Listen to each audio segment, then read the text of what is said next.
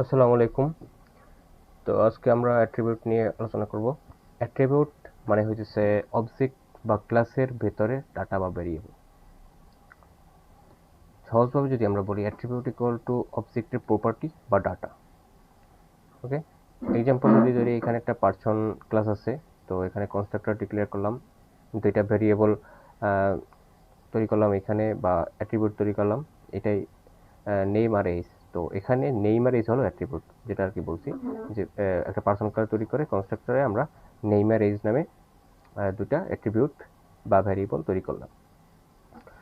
এটা ইনস্ট্যান্স তৈরি হয় এভাবে যে পিয়ন ইকুয়াল টু পার্সন, এখানে নামটা পাস করলাম আর এইজের জায়গায় এজটা পাস করলাম। তো এখন যদি পিয়ন ডট নেম করি আমরা, তাহলে এই নামটা পাবো, আর পিয়ন ডট এজ করি তাহলে এজটা পাবো। তো অ্যাট্রিবিউট অ্যাক্সেস করা, প্রিন্ট যদি আমরা করি, প্রিন্ট যদি পিয়ন এই যে অবজেক্টটা বা ইনস্ট্যান্সটা পিয়ন ডট নেম করি তাহলে আমরা নেমটা পাবো, পিয়ন ডট প্রিন্টে পিয়ন ডট এজ করি তাহলে এজটা পাবো। ওকে, তারপর অ্যাট্রিবিউট চেঞ্জ করা, যেমন peon dot age equal to 25, আর প্রিন্ট করি এখানে পিয়ন ছিল এজ ছিল 22, এটা আমরা চেঞ্জ করতে পারতেছি। পিয়ন ডট এজ যদি আমরা 25 করে দিই তাহলে আমরা এরপর যদি প্রিন্ট করি তাহলে 25 দেখা যাবে। তো অ্যাট্রিবিউট মিউটেবল, চেঞ্জ করা যায়, এটা ইমিউটেবল না। তারপরে যেটা বলি, যেমন ধরেন অ্যাট্রিবিউটের টাইপ, দুইটা টাইপের অ্যাট্রিবিউট আছে, ইনস্ট্যান্স অ্যাট্রিবিউট আর ক্লাস অ্যাট্রিবিউট। তো ফার্স্টে ইনস্ট্যান্স অ্যাট্রিবিউট যদি আমরা দেখি, অবজেক্ট স্পেসিফিক, যে এখানে যে পার্সন ক্লাসে একটা কনস্ট্রাক্টরের ভিতরে যে আমরা ভেরিয়েবলটা ডিক্লেয়ার করলাম, ভেরিয়েবলটা তৈরি করলাম, এইটা আর কি ইনস্ট্যান্স অ্যাট্রিবিউট। তো পিয়ন ডট নেম আর পি টু ডট নেম, এখান থেকে যদি আমরা অবজেক্ট বা ইনস্ট্যান্স তৈরি করি, ওই যতগুলো অবজেক্ট বা ইনস্ট্যান্স তৈরি করবো প্রত্যেকটার নেম আলাদা হতে পারে, কারণ এটা আমরা ইনস্ট্যান্স অ্যাট্রিবিউট হিসেবে তৈরি করছি, যেটা আর কি কনস্ট্রাক্টরের ভিতর সেলফ দিয়ে অ্যাক্সেস করা যায়।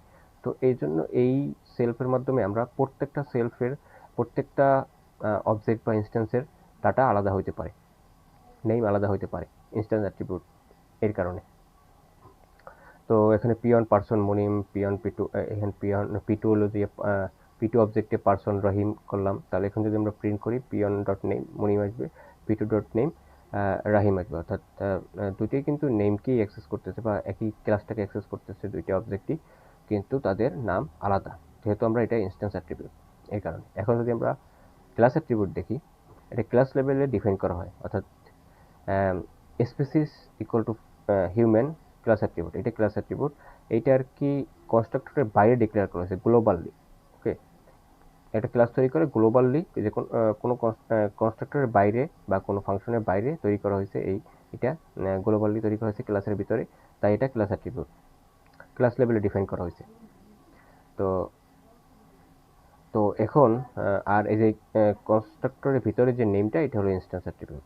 তারপরে সব ইনস্ট্যান্স অবজেক্ট এই যে স্পিসিস, এটাকে শেয়ার করে সব ইনস্ট্যান্স। এখন যত এই ক্লাস থেকে যত ইনস্ট্যান্স বা অবজেক্ট তৈরি হবে সবাই কিন্তু এই স্পিসিস ভেরিয়েবলটাকে শেয়ার করবে, এবং সেম ফর অল ইনস্ট্যান্স, মানে সব ইনস্ট্যান্সের জন্য সেম থাকবে।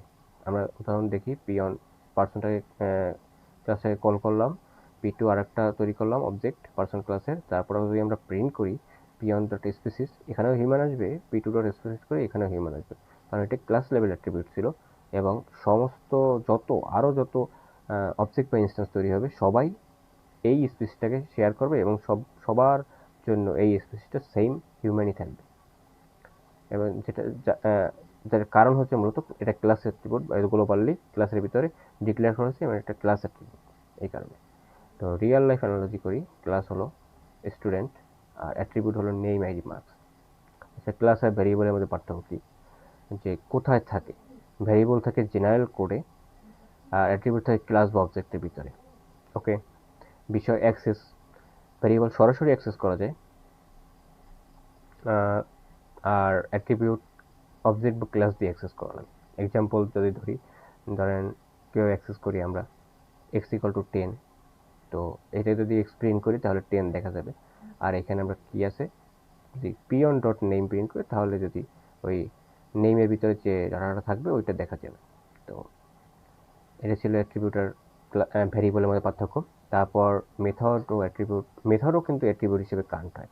এই যে আমরা যদি ক্লাসের ভিতরে কোনো মেথড নামে ডিক্লেয়ার করি, কোনো মেথড ডিক্লেয়ার করি, সেটা কিন্তু অ্যাট্রিবিউট হিসেবে কাউন্ট হবে এবং কাউন্ট হবে। তো এক লাইনে যদি আমরা বলি অ্যাট্রিবিউট হলো অবজেক্টের ভিতরে ডাটা। তারপরে একটু অ্যাডভান্স বিষয় দেখি, অ্যাট্রিবিউট চেক করা যায় হ্যাশ অ্যাটার দিয়ে। ঠিক আছে, যে পিয়ন নেম, এখানে ট্রু আসতেছে, কি করতেছে এটা, এটা চেক করে অবজেক্ট পিয়নের ভিতরে নেম নামের কোনো অ্যাট্রিবিউট, প্রপার্টি, ভেরিয়েবল, মেথড, এই তিনটে কিন্তু সেম, চারটাই সেম নাম, যে কোনো নামে দেখা যাবে। তো এই যে পিয়ন অবজেক্টের ভিতরে, পিয়ন অবজেক্টের মধ্যে নেম নামে কোনো অ্যাট্রিবিউট আছে কি না এটা চেক করতেছে আর কি, হ্যাশ এটার দিয়ে। ওকে, রেজাল্ট কি দিবে, রিটার্ন করবে ট্রু যদি অ্যাট্রিবিউট থাকে। পিয়ন অবজেক্টের ভিতরে যদি নেম নামে কোনো অ্যাট্রিবিউট থাকে তাহলে ট্রু রিটার্ন করবে, আর যদি না থাকে তাহলে ফলস রিটার্ন করবে। অ্যাট্রিবিউট অ্যাড করা যায় পিয়ন ডট সিটি, ঢাকা নামে অ্যাট্রিবিউট অ্যাড করা যায়, এইভাবে অ্যাড করা যায়, অ্যাট্রিবিউট অ্যাড করা যায়। ফাইনালি হলো, ফাইনালি যদি বলি ক্লাস, ও আচ্ছা, এখানে হ্যাজেটার বিষয়টা আরেকটা আছে, যে যদি ধরি এখানে তো আমরা নেম একটা অ্যাট্রিবিউট চেক করতেছি, আমরা এখান থেকে এই হ্যাজার থেকে মেথডও কিন্তু চেক করতে পারবো। ওকে, যে যেহেতু আমরা বলছি মেথডও অ্যাট্রিবিউট হিসেবে কাউন্ট হয়, সেহেতু এখানে যদি কোনো মেথড থাকে বা ফাংশন থাকে, সেটাও যদি আমরা এখানে পিয়ন অবজেক্ট আর বা যে কোনো যে অবজেক্ট কমা ওই ওই যে মেথডের নামটা দিয়ে দিই, তাহলে যদি ট্রু আসে তাহলে বুঝবো যে ওই মেথডটা ওই অবজেক্টের ভিতরে ওই মেথডটা আছে, বা আর যদি ফলস আসে তাহলে বুঝবো যে নাই। তো ফাইনালি যে বিষয়টা ছিল, ক্লাস হলো একটা স্ট্রাকচার বা সাস, ইনস্ট্যান্স হলো একটা অবজেক্ট, রিয়েল অবজেক্ট, আর অ্যাট্রিবিউট হলো ডাটা ইনসাইড অবজেক্ট, অর্থাৎ অবজেক্টের ভিতরে ডাটাগুলো।